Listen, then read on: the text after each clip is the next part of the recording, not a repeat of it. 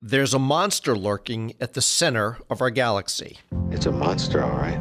A rip in the very fabric of space and time. It's been there your whole life, and maybe as long as the life of our galaxy itself. Well, it's 1,000,000 to 1,000,000,000 times the mass of the sun, so you might call it monstrous in its mass. That is Andrea Ghez. She's a professor of physics and astronomy at UCLA and a graduate of the University of Chicago Laboratory Schools. And last year, she won the Nobel Prize in Physics for proving that at the center of the Milky Way is a black hole. This year's prize is about the darkest secrets of the universe. And not just any black hole, but a supermassive one.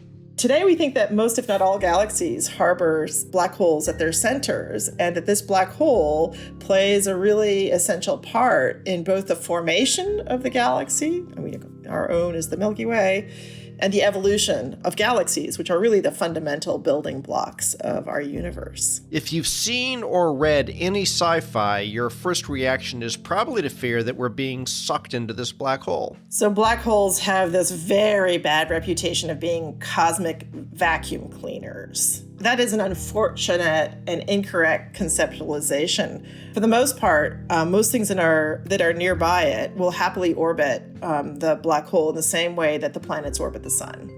That you don't get the pulling or dragging in of objects. The idea that there's something at the center of our galaxy that you not only can't see, but that we don't understand is terrifying. But it bothers scientists on a fundamental level. Their job is to find things out, and not only do they not know what happens inside black holes, but they think if they can find the answer, it may hold the keys to understanding all of space and time. Black holes are such interesting objects because they're some of the most simple objects that we have in our universe, and yet they're the most complex because we don't have the physics to describe them. From the University of Chicago Podcast Network, this is Big Brains, a podcast about the pioneering research and pivotal breakthroughs that are reshaping our world. On this episode, the monster black hole that lurks at the center of our galaxy and the quest to prove it exists. I'm your host, Paul Rand.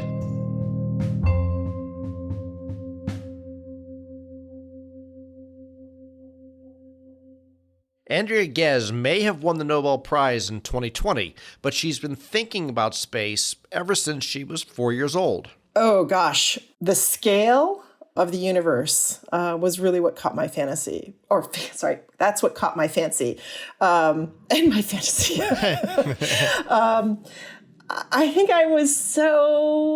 I think troubled probably was the first place. It was that early recognition that you're insignificant on the scale of the universe, both in terms of space. Which is great when you're 4, isn't it? Oh yeah, a little terrifying. I really distinctly remember this. It kept me up at night. And all these things that before you have the mathematical tools, our everyday experience don't prepare us for thinking about, well, what does it mean to talk about the beginning and end of time or the edge of space? I mean, that's how you think about your world at age 4. Right, of course. So I think those were the things that stuck with me for a really long time. And there's almost nothing more terrifying out in space than black holes. So naturally, that's where Ghez was drawn. But not all black holes are created equal. Some stand out more than others. There are 2 forms of black holes that we think exist astrophysically, and they're distinguished based on mass, and we also think that they're distinguished based on how they were formed. The first is probably what you're thinking of. A star, kind of like our sun, but bigger, that collapsed at the end of its life. So theory predicts that stars that start their lives off with a lot of mass, much more massive than the sun, they should end their life as stellar mass black holes. And they're roughly 10 times the mass of the sun, on order of 10. Okay, so we predicted them theoretically, and then we found them observationally. That was about, half a century ago. Then there's the other kind, and they make those look like small potatoes. The supermassive black holes, by their name, you know that they're much more massive. So they're roughly 1,000,000 to 1,000,000,000 times the mass of the sun. And supermassive black holes are really Gez's specialty.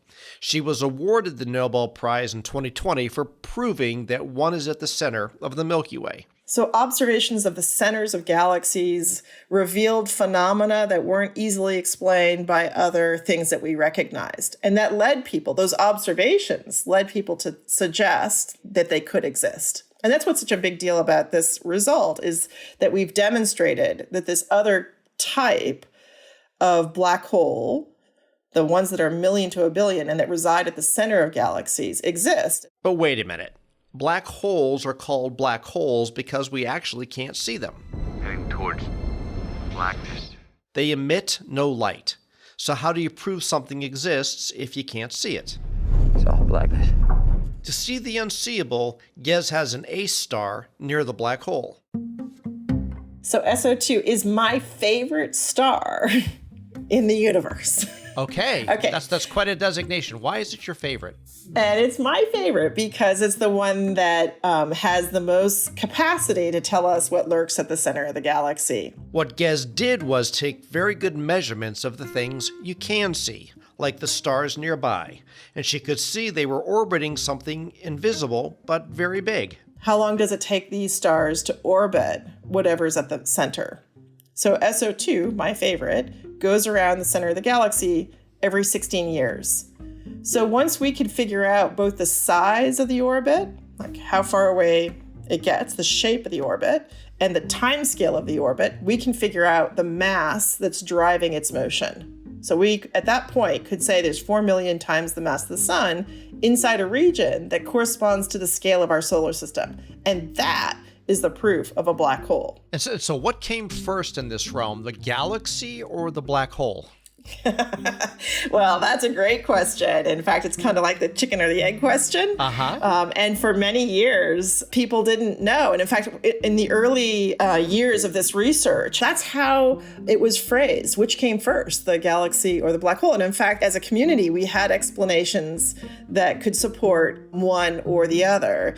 And today we, I think, shifted to understand that that's even the wrong question, that the mass of the central part of the galaxy seems to be always correlated with this, the mass of the black hole, and the scale, the size, the scales are so different that suggests that whatever formed one had to form the other synergistically, and that there's some feedback mechanism that keeps that relationship fixed over the lifetime of the galaxy. So it means that there's something really important in terms of the controlling feature or that relationship between the black hole and the galaxy. So they formed together.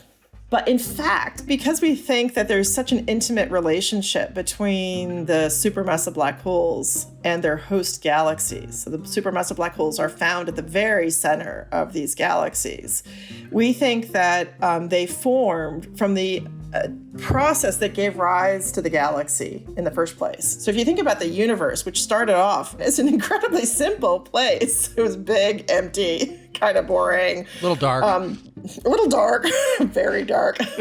But there were fluctuations of densities of very simple gas that collapsed. So it was a collapse process that led to the formation of galaxies. So in some sense, it's very similar to the formation of stars, but on a much bigger scale.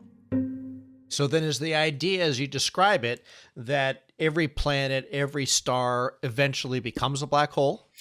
Oh, no. Actually, we have to be super careful about this. So It's only the most massive stars in which we get, you can describe it as a balancing of forces, or, and here I want to be careful, I will describe it as a tug of war for conceptualization. So you have gravity on one side, and on the other side, you have other forms of forces. Black holes form when gravity wins over anything that can be put on the other side. Okay. So the sun, there's not enough gravitational force associated with that mass for the sun to overcome. Effectively, it's actually the fact that the electrons don't like each other or don't like to share the same space. So that creates a force that counteracts gravity. So you have to get to much more massive objects to overcome that force and other forces that can get in the way of that collapse. So we think that stars in our own galaxy that start their lives off with more mass than 30 times the mass of the sun will end up as stellar mass black holes. In other words, you've created that environment in which gravity wins. As you also talked about describing this monster, and I think I remember this, where you talked about it as having an unusually large meal. Maybe playing this analogy out a little bit more. So while the nightmares are beginning to come up a little bit more. Does that still hold as you think about this description? What did that mean as you said it? So it's interesting in terms of talking about things where we're really at the edge of, or the frontier of our knowledge. How do you create these analogies that work? Yes. So if we go back to thinking about what observations made us think about the existence of supermassive black holes, one of those observations was the emission of a tremendous amount of light at the center of galaxies that was unlike anything emitted by stars or gas. And today we think that that's from matter falling onto the black hole. So the way we think about those galaxies that we first looked at to say that there were supermassive black holes are called active galactic nuclei. So in other words, they're galaxies where their nuclei or centers are active. That's a lot of emission. And we say, well, that's probably lots of matter falling onto the black hole or falling through the event horizon, the last point that light can escape, onto the black hole. So that's where I like to make that analogy that these are black holes or galaxies that are having like a Thanksgiving feast, that they're dining on a lot of matter that's just outside the event horizon. In other words, available close enough to the event horizon to be pulled in. So the giant dining feast analogy works really well. And it's useful to make that analogy when you're talking about our galaxy, because our galaxy is very quiet in comparison to these active galactic nuclei. There is a source that looks like a very wimpy version of active galactic nuclei in terms of its characteristics, but it's wimpy. So you can talk about it's like our galaxy, if you think that that's the same phenomena, is having a snack. And do they ever end up, black holes in general, ending? Do they stop? Well, that's also an interesting question that forces one to think about the ultimate evolution of the universe.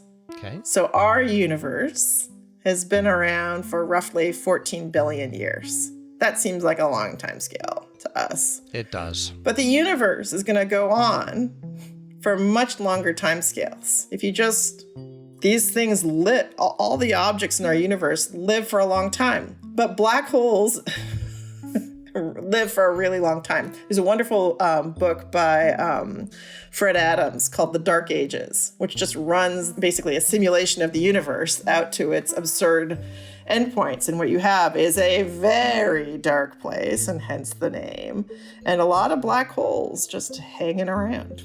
Okay. I think I've been in a bar like that before. After the break, Einstein, a black hole, and quantum mechanics walk into a bar. We'll talk about what happens next.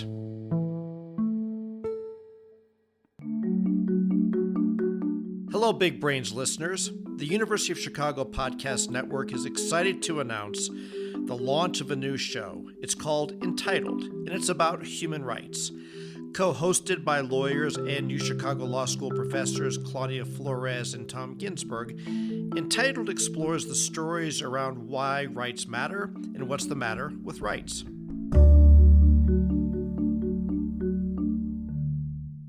The best thing about black holes is that their possibilities are literally infinite. A black hole is like a playground for physicists.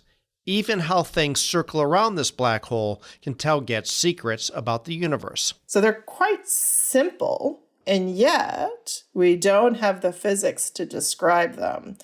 And so they represent the frontier of our knowledge, and in particular, our ability to make our description of the physical world that's small, which is the world of quantum mechanics, work together with the description of the world that describes how gravity works. So that's the realm of general relativity, what Einstein is so famous for. So today we don't know how to make those two fields meet.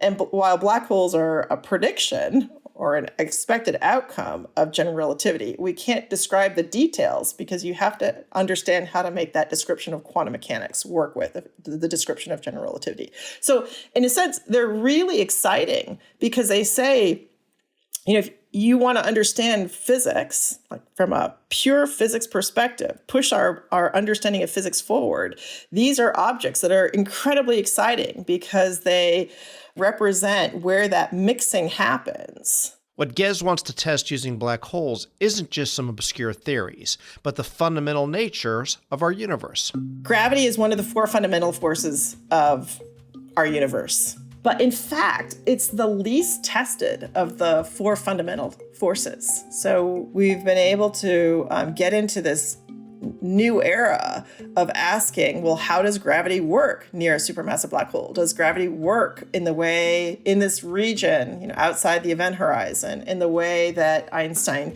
predicted? And so we were able to do the first set of those observations or measurements in 2018. Well, there's been some discussions about this idea of commingling of space and time. And can you explain when that phrase is used, what that refers to? Absolutely. I mean, it's really one of the most key elements of Einstein's revolution on the description of how does gravity work. So Newton had a great description that we use for many, many, many years. And in that description, there's no connection between how space and time. So what Einstein is effectively saying is that space and time, how we think about space and time, are no longer independent when you get into a very strong gravitational field. So in the case of the black hole at the center of our galaxy, out at large distances, you can actually use Newton's laws of gravity to describe some of these orbits. But for the closest star, SO2 in particular, as it goes through closest approach, we can now actually see and verify how Einstein has modified that theory of gravity to work in strong gravitational fields, which is that commingling. And in fact, if you go into science museums, you often see the gravity well, that funnel where they encourage you to roll down a quarter or something that goes into the black hole. I mean, what that visualization is supposed to help us with is it's pretending that the surface at the top is space. So it's collapsed one dimension of space. So it's just two-dimensional space. And it's using the third dimension to describe time. So there's this deformation as you go towards the center. And now let's play out a little bit more as you're digging into Einstein and at least as you're talking about the theory of relativity, you've said that it appears that quote unquote Einstein's right, at least for now. And I wonder if you can explain that a little bit more, and does that mean you think it's going to be proven wrong? So when I said before that Einstein is right, at least for now, it means that our ability to see these effects increases with time. So in other words, as you continue to make these measurements, your understanding of how gravity works improves. So the other joke I like to make, it's like a bottle of fine wine. It just keeps improving with time. So yes, it's passed the test today, but the test is going to become more stringent as we go forward in time. And there are future tests that are emerging. So in fact, as we make our way, or as SO2, as we see it, is making its way to its furthest approach, other tests, which are in some sense more fundamental, how the object itself moves through space and time rather than photons moving through space and time, are emerging. So we're just now making that last push to really see how this star and others are moving. And once again, it's a super exciting phase of the experiment because we're starting to see signals that we couldn't see before. And you're at that stage of the experiment where you have to ask, is what you're seeing physics, or is what you're seeing the inaccuracies in how you've analyzed the data? In other words, as your ability to make the measurements improve, you have to be very careful about what we call systematic errors creeping in. So I often like the visual I have in my head when I think about what we're doing today. It's like going around the car and kicking the tires. Like, is what we do robust enough to claim that what we see is true physics versus some mistake? Andrea Ghez is one of only 4 women to ever win a Nobel Prize in physics. In all honesty, let's look at who was the first. Marie Curie. She set the bar so incredibly high. She not only won 1 Nobel Prize, she won 2, and her daughter won a Nobel Prize. So, I remember when I was young reading biographies of Marie Curie. So she was already an important figure in terms of my understanding that it was possible. When she's not talking about black holes, Ghez advocates for more women entering the sciences, and she hopes her Nobel Prize may inspire even more women. What I can say is that from firsthand knowledge, I think that having strong and visible role models is super important. So if I think about my own evolution, my very first science teacher was at the University of Chicago in a chemistry class. And what I didn't understand at the time was how fortunate I was to have already a model of a woman who was a scientist. Like, I didn't question it in high school. Why should I? It was just there. She actually did something that was really important. At the time, I remember applying to colleges, and I had decided that I really wanted to go to MIT. And somebody said, well, MIT doesn't accept girls. And I remember going and talking to this science teacher, and she was great. She just said, well, what's the worst thing that can happen? They say no. And so one, it was clearly the place I was going to look for the advice. Clearly there was already you're starting to feel that discouragement. So even though I had the good fortune of being in a family and environment, in a school environment where there was tremendous support, somehow culturally, there's still that skepticism. If you just look at all our images of scientists, they tend to be men. And in fact, I think that's why Star Trek was so important for my generation, is that there were, women on this space trap. So I really guess I've really come to appreciate how important it is to have women role models. So at MIT and then at Caltech as a grad student, there were very few women scientists. And I can remember there were moments where the way I used to think about it is I'm in the wrong playground. Like, you'd sit in these classes, especially in physics, there'd be 100 people and there'd be 4 women. And you just knew something, it's like, do you have the fortitude, passion? I mean, for me, it was always, this is what I like. Why shouldn't I be able to do it?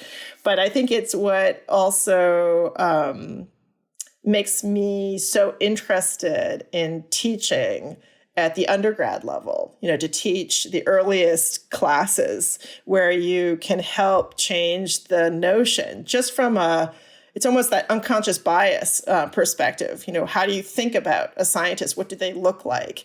So I think this is important for both the young women and the young men at the college level. And so receiving the Nobel Prize and having this highlighted as the 4th time, it just makes me realize that that's a really important visibility piece. Because again, it changes the notion. Well, of course, diversity is important in every field. But I'm wondering, as you think about your field, and in terms of the disparity that we're talking about, what disadvantages it actually presents that having a greater intermingling could actually be beneficial to the science itself. It's interesting to think about. I mean, the science itself doesn't care what gender you are. Actually, doesn't even care about your existence. We're talking about scales that are so much larger than we are. It's a very humbling field.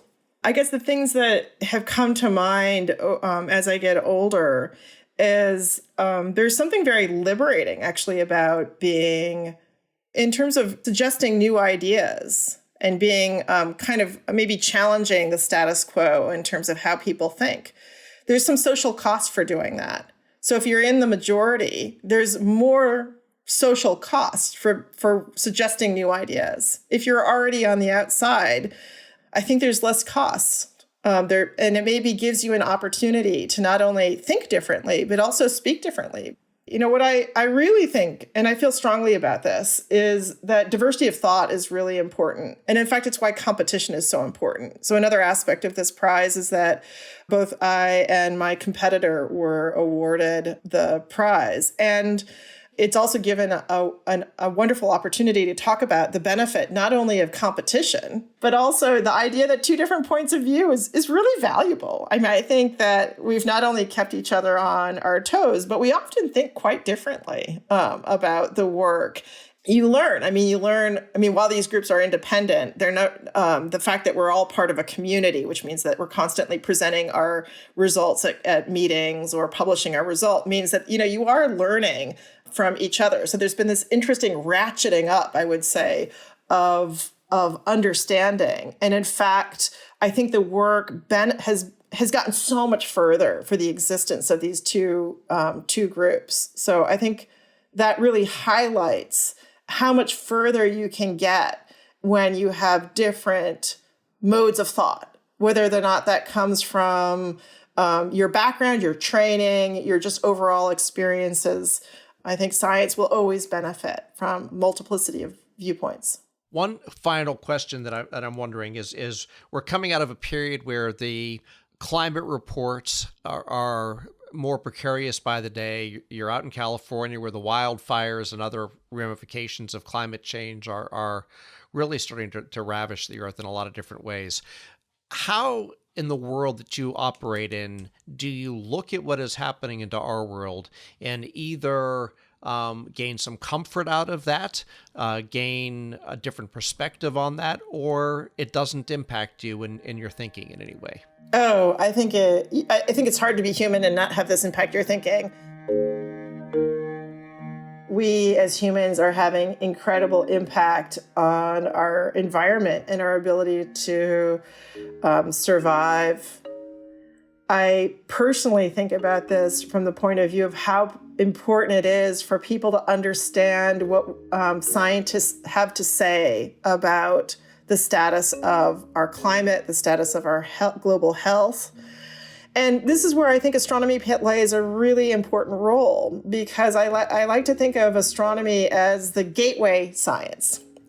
It is a science that so many people have a fundamental curiosity about. It inspires us to think about, this amazing, fascinating universe that we live in. It's hard not to be engaged by those notions from a very early age. So I think it's made me much more passionate about teaching than I ever have been before. I got into this field from a research perspective because I was really curious and engaged in driving the frontier of knowledge forward.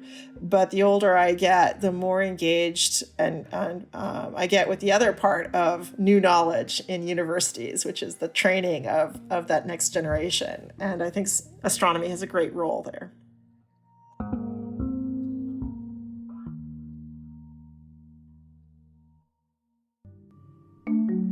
If you're getting a lot out of the important research shared on Big Brains, there's another University of Chicago podcast network show you should check out. It's called Not Another Politics Podcast. Not Another Politics Podcast provides a fresh perspective on the biggest political stories, not through opinions and anecdotes, but through rigorous scholarship, massive data sets, and a deep knowledge of theory. If you want to understand the political science behind the political headlines, then listen to Not Another Politics Podcast, part of the University of Chicago Podcast Network. Big Brains is a production of the UChicago Podcast Network. If you like what you heard, please give us a review and a rating. The show is hosted by Paul M. Rand and produced by me, Matt Hodap, with assistance from Alyssa Eads. Thanks for listening.